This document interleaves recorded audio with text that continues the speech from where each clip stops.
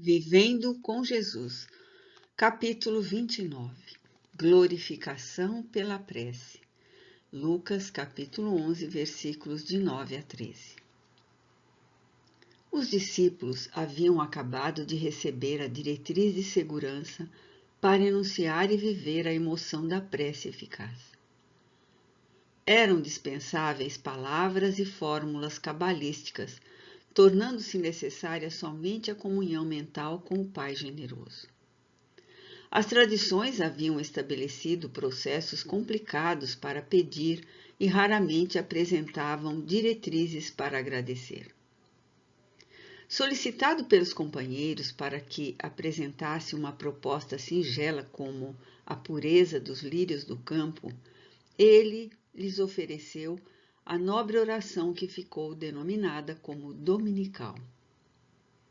Ela possui todos os requisitos próprios para o colóquio com Deus, abrindo as portas dos sentimentos e desnudando-os interiormente, a fim de que cada orante se apresente como é, sem atavios nem dissimulações, destituídos de aparências e aconchegando-se-lhe com a pureza interna, sinceramente convencidos do seu amor. Ele havia explicado como procedem os seres humanos quando buscados e como age o Supremo Pai em relação aos filhos necessitados. Ainda assim, ficaram algumas interrogações nos discípulos, e ele as pôde perceber. Embora fossem simples na aparência, eles eram espíritos vividos, ricos de outras experiências que viriam a lume no momento próprio, mas, naquele instante, algo aturdidos, deixaram-se invadir por inquietações que lhes caracterizavam o dia a dia. Não conheciam o mundo nem as suas tramóias, pois que sempre viveram naquela região, à exceção de Judas, que viera de Queriote, a 8 quilômetros de Jerusalém, e antes houvera sido oleiro, e desse modo mantinha a simplicidade das gentes do interior, das regiões pobres e laboriosas, esquecidas pelos poderosos. Encontravam-se na condição de discípulos e não tinham dimensão das tarefas que os aguardavam, nem sequer do significado profundo em torno do convite que lhes havia sido feito para que o seguissem. Como ovelhas mansas que conhecem a voz do seu pastor, abandonaram os poucos recursos, afastaram-se das lides cotidianas e seguiram-no, ora fascinados por ele, noutros momentos taciturnos e receosos, sem compreenderem a magnitude do ministério que lhes estava sendo proposto. Tudo lhes parecia muito difícil de entender, embora o deslumbramento ante todos os sucessos que presenciavam. Jamais haviam pensado na possibilidade daquelas ocorrências. Ademais, o mestre fascinava-os e não podiam resistir ao seu arrebatamento. Tinham participado de acontecimentos que ninguém jamais vivenciara, e isso os mantinha tocados de ternura pelo Senhor. Necessitavam, porém, de aproximar-se também do Pai, tanto referido por ele, e o recurso mais seguro era a oração.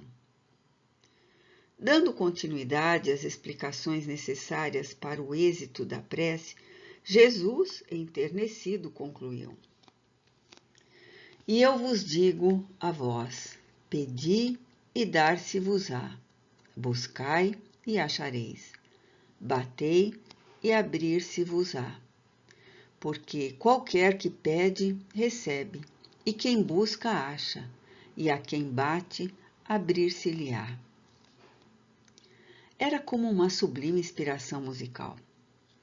Houve um breve silêncio para que penetrassem no seu conteúdo profundo e sábio, após o qual ele prosseguiu com a sua lógica imbatível. E qual o pai entre vós que, se o filho lhe pedir pão, lhe dará uma pedra? Ou também, se lhe pedir peixe, lhe dará por peixe uma serpente? Ou também, se lhe pedir um ovo, lhe dará um escorpião? Pois se vós, sendo maus, sabeis dar boas dádivas aos vossos filhos, quanto mais dará o Pai Celestial o Espírito Santo àqueles que lhe pedirem?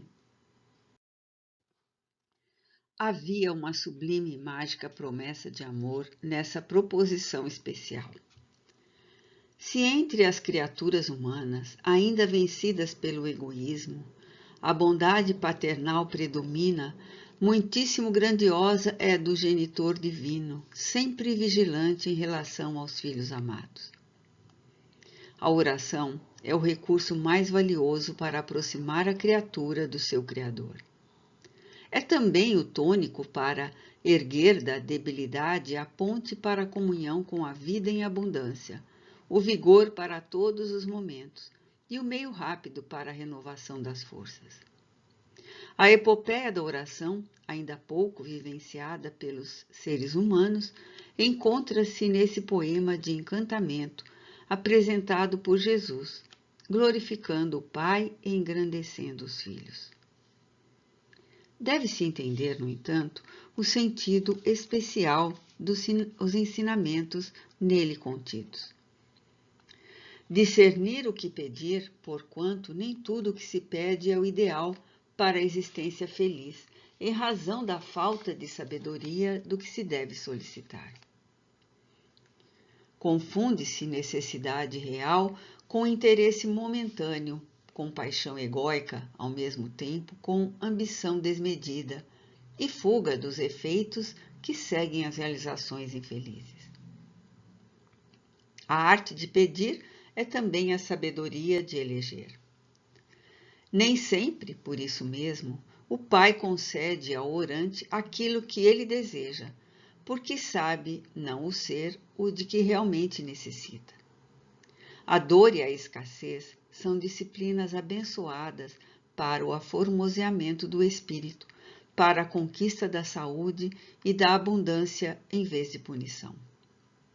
A solidão e o sofrimento são oportunidades redentoras que devem ser vivenciadas com alegria, a fim de aprender-se a viajar para dentro, para o ignorado país de si mesmo, enriquecendo-se de autoconhecimento.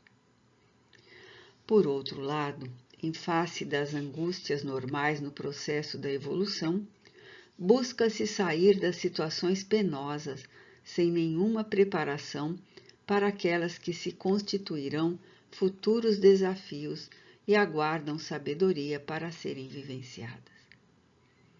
Nem todos, portanto, buscam o melhor, porém o mais agradável, prazeroso, mesmo que tenha de um amargor final. De igual maneira, bate-se às portas do bem por nonadas, buscando-se coisas e valores sem significado, pela ânsia de possuir, de desfrutar, de ter. Jesus é a lição viva da renúncia às coisas e aos impositivos do mundo. Os seus discípulos ainda não o entenderam e por isso não sabem orar, não querem submeter-se às injunções do processo evolutivo, esperando deferências e milagres que não existem. Ao seu lado, a brisa da natureza era mais cariciosa e a vida muito mais prazerosa. Ele, porém, teria que retornar ao sólio do Altíssimo, e para que ninguém padecesse mais de solidão ou de abandono, ele os ensinou a orar, oferecendo-lhes a glorificação pela prece, por cujos recursos poderiam sempre estar usufruindo os benefícios da sua presença. E foi assim que realmente aconteceu quando chegaram os dias do testemunho.